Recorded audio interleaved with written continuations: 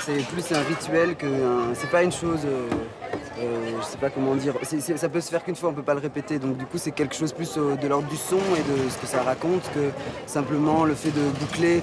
C'est pas la maîtrise qui est en premier lieu, c'est la fragilité de la machine. C'est le fait que l'instrument est suicidaire. Il a lieu le temps d'avoir lieu, mais ensuite il disparaît. Il peut avoir lieu qu'une seule fois.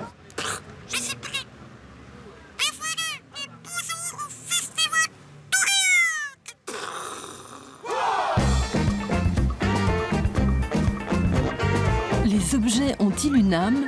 Pour Camille Boitel et sa bande, invitée du 26e Festival d'Aurillac, c'est une évidence.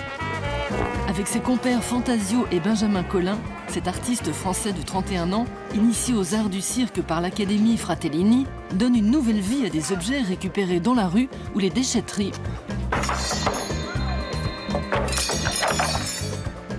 Les gens peuvent rapprocher, parce qu'elles vont plutôt verticales. Je pense que tu sais, c'est aussi que tu réalises pas forcément, enfin tu vas nous, ils savent pas forcément ce qu'ils vont faire.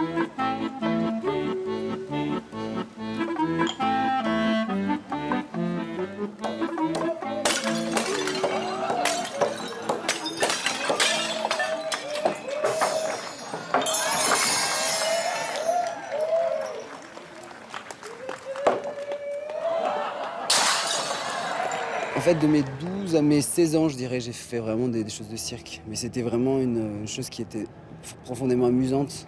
C'est vraiment très amusant et très agréable et vraiment jubilatoire. La notion de vertige en permanence, le fait de trouver une maîtrise comme ça des objets. Mais je me suis très vite tourné vers manipuler les objets. Ça me mettait dans une position beaucoup plus intéressante pour moi. Et puis après, très vite, j'ai réouvert. En fait, j'ai jamais vraiment aimé le cirque en tant que tel. C'est plus que j'y ai trouvé une joie, en fait, à rencontrer des gens de cirque.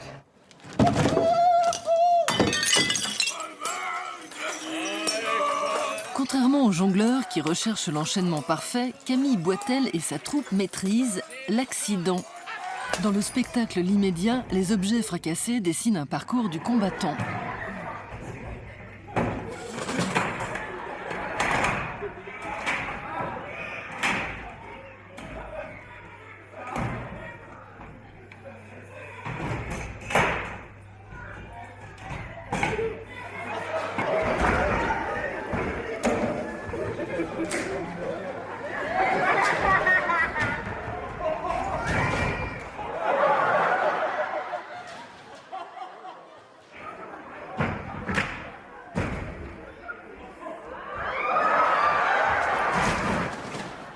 L'immédiat, c'est tout ce que tu peux pas attraper, le fait que tu ne sois jamais en mesure de prévoir ce qui va arriver, cette chose infiniment joyeuse et infiniment violente de tout arrive tout le temps, tout m'arrive tout le temps, des sortes de victimes de tout. C'était vraiment l'idée d'incarner complètement la fragilité. Moi, c'est ça qui me paraît le plus beau toujours, c'est quand je vois les gens tellement fragiles qu'on a envie de les soutenir.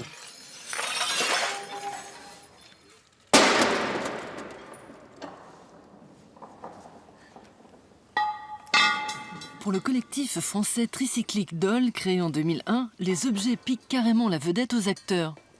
Ici, pas d'humain en vue, mais des cascades d'effets dominos, version do-it-yourself.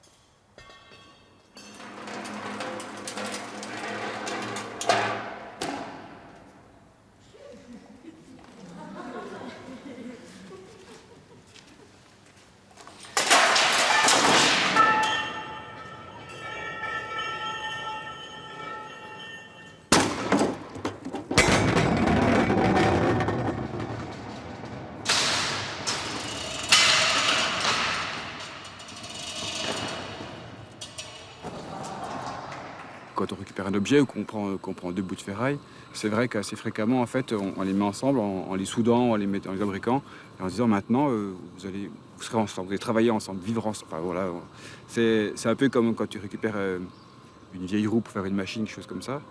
Et tu dis, ben maintenant, toi, tu vas te retrouver dans un spectacle. Ça veut dire que ta vie qui était destinée à être une poubelle, elle va se retrouver une nouvelle existence, quoi, un nouveau... Voilà, c'est croire aux objets, enfin croire aux machines, quoi, aux objets, à la mécanique.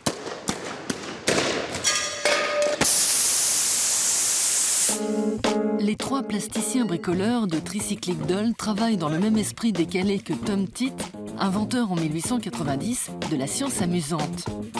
De son vrai nom, Arthur Good, ce journaliste français mort en 1928 créait pour le magazine L'Illustration des expériences de physique amusantes avec des objets du quotidien.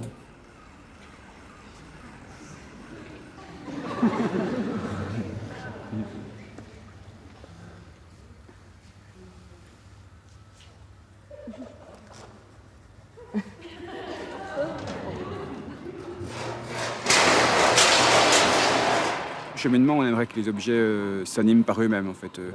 Dans le but absolu, une planche, quand elle tombe, elle tombe comme ça. Dans le cheminement, on aimerait que la planche, elle vacille un petit peu, en fait, avant de tomber, qu'elle entre dans une espèce de danse, comme ça, qu'on arrive à des moments comme ça, de fragilité, voilà. Attends. Ah non, il y a une espèce de serpent là-bas. La truc là derrière la haie. Ah oui. C'est un kangourou qui fait des grands bonds. Le trio travaille actuellement sur une nouvelle installation intitulée Contre Nature qu'ils ont testée à Aurillac. Le public doit débusquer des animaux, végétaux et objets au comportement étrange planqués dans la campagne auvergnate.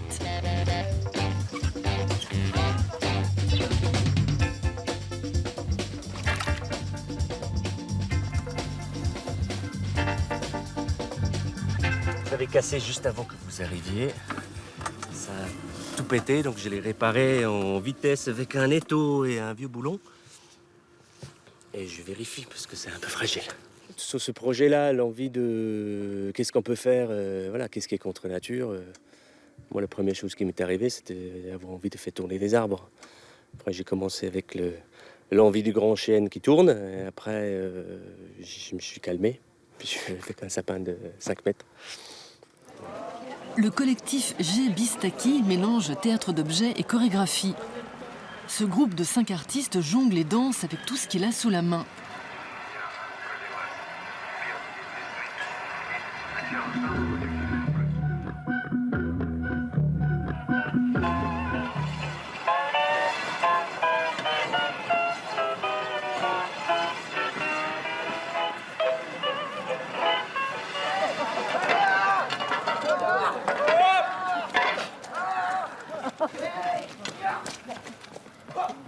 On était dans un magasin de bricolage. Et là, voilà, avec notre passé de jongleur, on a commencé à envoyer un petit peu tous les objets en l'air, à les manipuler, à s'amuser un peu de tous ces jolis jouets, quoi. Et la tuile, elle est restée.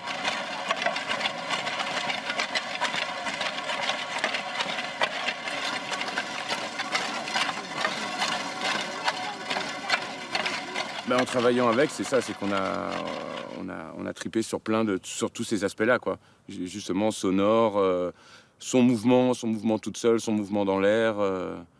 Tous les aspects nous ont intéressés jusqu'au débris.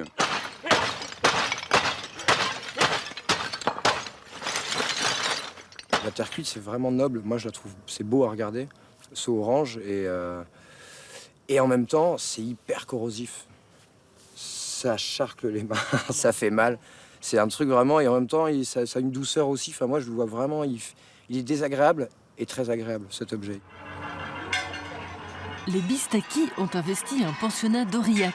Toute l'école est devenue un terrain de jeu où les visiteurs s'essaient aux sacs à tête et aux courses de chiens tuiles.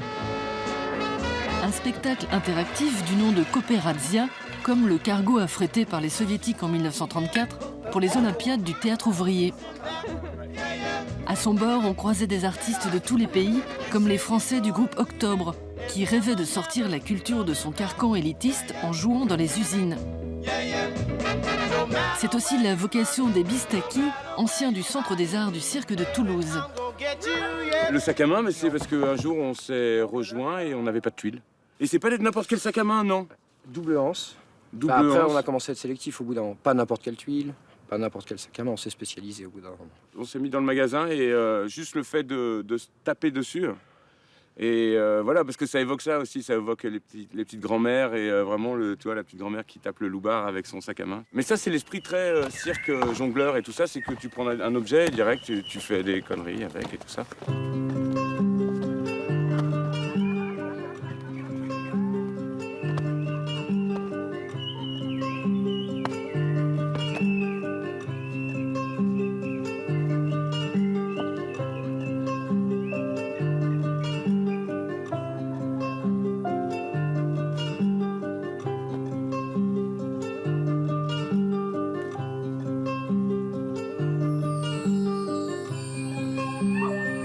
cirque, burlesque, théâtre d'objets et danse contemporaine, le Bistaki résume son travail par la formule bras d'honneur chorégraphique. C'est beau même un bras d'honneur chorégraphique parce que regarde, si on le fait à deux,